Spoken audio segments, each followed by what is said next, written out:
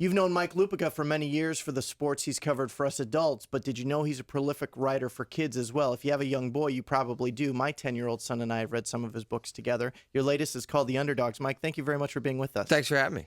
You've written now, I was looking on your website today, a ton of books for kids. I've read 4 or 5 with Jack, and the one I remember the best is called The Bat Boy. It's about a young kid who gets to spend a season with the Tigers. Right. His longtime hero comes back to the team after a steroid scandal. And it was very interesting to me to read with my 10-year-old son about this because he knows about this. He follows the Cubs. He knows about Sammy Sosa and Mark McGwire and all these things that have gone on over the years in baseball. But we've sort of talked about it, but not really. So it was very interesting to me to have this book as a platform for us to kind of talk about this thing. How important is it to you to weave in the realities of today when you're talking to these kids? Yeah, as I go around the country and talk about my books, I'll get asked, how much of it comes out of your real life? And so much of it comes out of what I saw coaching my sons and my daughter in basketball and baseball and soccer. But it also comes out of my day job, which is a newspaper columnist. And I had always thought about, I wanted to see this whole thing through the eyes of a 12-year-old. That not through the eyes of an adult who's as angry as I am about what steroids did to the record books and put a stain on the record books that can never be removed because we'll always look at the numbers of this era. I mean, Luis Gonzalez hitting 57 home runs one year. I mean, Alex Rodriguez, who is on his way to being the greatest player of all time, now he's a suspect because he admits to using steroids in Texas. But what you see also in The Bat Boy is that kids are forgiving, that without thinking in terms of redemption and second chances, kids are more likely to give it. But not before Hank Bishop, the ex-steroid user in my book, shows some growth. That what I loved about The Bat Boy was that the real growth in my book wasn't my main character, the boy. The real growth was the adult that he had once looked up to and had this big fall. Right, absolutely. And I was wondering, it's funny you say not as the angry adult that you are, because as I was looking through all the books you've written and thinking about it, you've been a columnist since, the early 70s. Since before there was electricity. Yeah, exactly. So I wonder, is this a way for you to escape and go back to when you were a kid and just love sports for what they were instead of what you know? Let me tell you something. I said this, I was speaking in Naperville this week, and I said this because I say it all the time. The fun of writing these books is for 250 pages. I can make sports in the world come out the way I want it to. And I ask my characters to overcome stuff. I see them get knocked down. I watch them get back up, and then hopefully by the end of the book they will do something or say something or act in a way that makes my young readers want to stand up and cheer. And so far, that's been a pretty good blueprint for me. Yeah. Is that a key to every story? There's some sort of redemption involved? Not just redemption, but, part of my message, and when, these books have given me the opportunity to go all over the country and find out just firsthand how much kids still love to read with all, I tell them at the start of every talk, when Mr. Lupica was growing up, there was no ESPN, and the boys shriek. And then I'll say there were no cell phones, and the girls shriek. And then I said there were no video games, and now they're just trying to imagine what a pathetic. Right. Where did you grow up? Oh, night in New York. And I tell them, yes, but there was running water and electricity. But what I tell them is, you're going to get knocked down. Anybody can do it. I said, not one of you needs any special talent to get knocked down. But it's how you get back up that shows people about your character and your spirit. And I tell them this too. My books are about the things that I think should matter. Loyalty, friendship, being a good teammate. If you're not going to be those things, you're not going to do very well in one of my books, because I'll tell you what, your team's going to lose. Yeah. We don't celebrate trash talkers. We don't celebrate kids who show up the other team. You probably see once a book the expression old school in my book. And I tell them, not just because I'm old, because there's a way that you're supposed to win and there's a way you're supposed to lose in sports. And that's, if there's any message that runs from book to book all the way through The Underdogs, it's that. Growing up in the 50s and 60s, if there was scandal, we didn't know about it very much. No. It's now with politicians or athletes or anybody. True. Celebrities, anything. And people are celebrities now who wouldn't have been celebrities 30 years ago. But how do we help our kids evolve, find a love of sports when, you talk about playing the game right. And I don't mean to start throwing people down here in Chicago, but we're huge Cubs fans. And so my son Jack is this huge Alfonso Soriano fan, except he doesn't run the bases hard. Right. He doesn't do the old school stuff. So it's very tough for us. He loves Aramis Ramirez. Ever since he separated his shoulder, he doesn't seem to play as hard till the second half of the season. All these things that you have to deal with now. How do we help our kids learn to I wish we had Derek Jeter here in town. You know what? That's the name I was going to mention to you, because at the age of 37, he still digs out and by the way, he doesn't think he's doing anything unusual. Mariano Rivera, who is my favorite a baseball player that I've ever gotten a chance to cover, breaks the all-time saves record the other day at Yankee Stadium, has to be forced by his teammates to go out and take a curtain call alone on the mound. And Mo said afterwards, he said, it was the first time I was ever on that mound without my teammates behind me. And it was clear that what he was saying is, if I'm not with my team, then I'm out of context, that I haven't, despite the fact that so many games have come down to the ball in his right hand. Right. He's clearly saying, I can't do it alone. So, you know what? One of the reasons why I write this book is to try to make the right way of doing things in sports seem like the norm, as opposed to some kind of crazy anomaly, that it's unusual to run the ball out like Derek Jeter does, that it's unusual to play the game with the kind of grace that Mo did or Cal Ripken did. Or those guys are still out there, okay? Curtis Granderson has become that kind of kid for the Yankees. They're out there, but you got to search a little harder for them than you once did in sports. When I was looking back at that, thinking about talking to you today and looking at recent headlines or the last couple of years in sports, Michael Vick and arrests all over the place in the NBA. A bunch of hockey players died this summer. Yeah.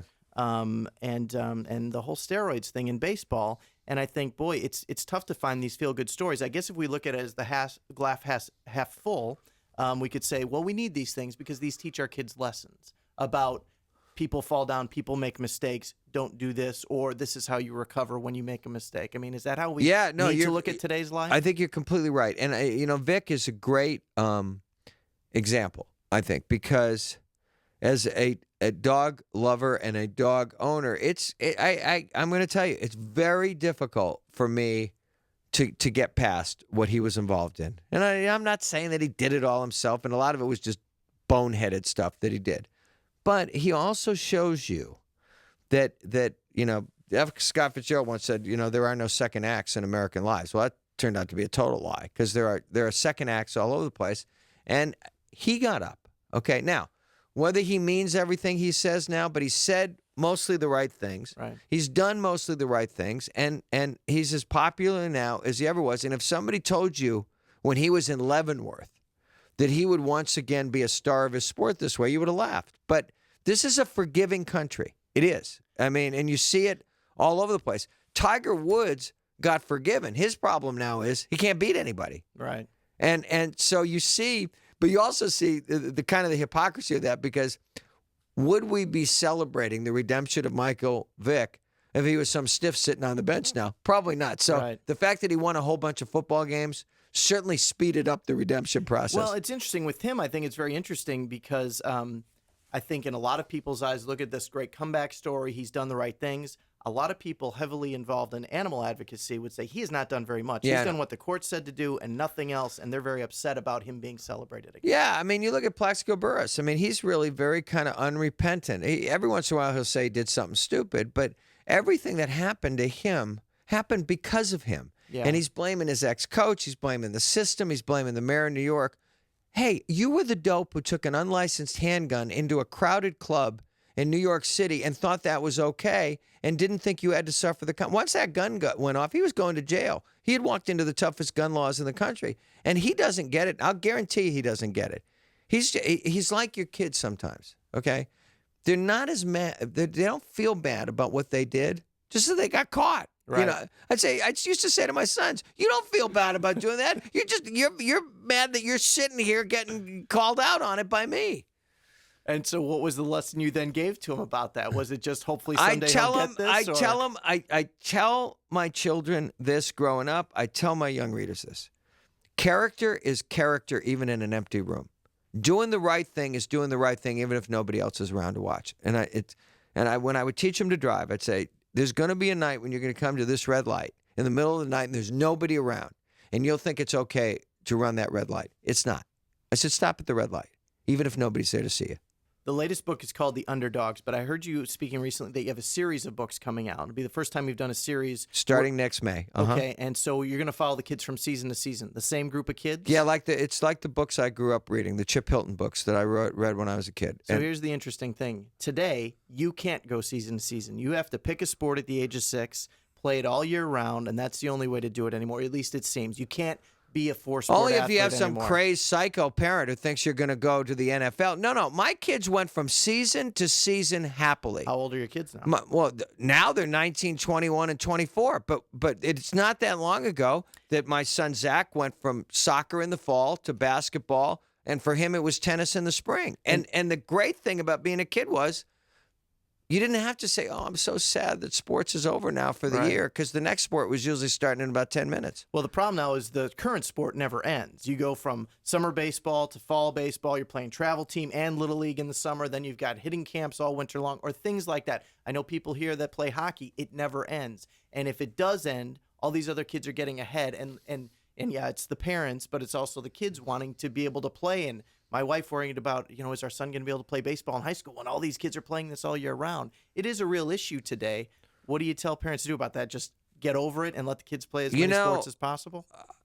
John McEnroe has started his own tennis academy in New York, and he feels very strongly that one of the reasons why he became what he became was he didn't just focus on tennis until, there was a certain point in his life that he played soccer as a kid, that he thinks it's very limiting to just, but, I actually do think it's more parental than anything else, that, sometimes they decide that their child has an aptitude for something more than the other sports, and then their belief that he can be something more, that he can step out of the crowd becomes the child's belief, even before it becomes a child's belief. So it's a very complicated thing, but maybe my kids weren't, so great at anything that my youngest son was a great soccer player, but when soccer season was over, he had a basketball in his hands in about 10 minutes.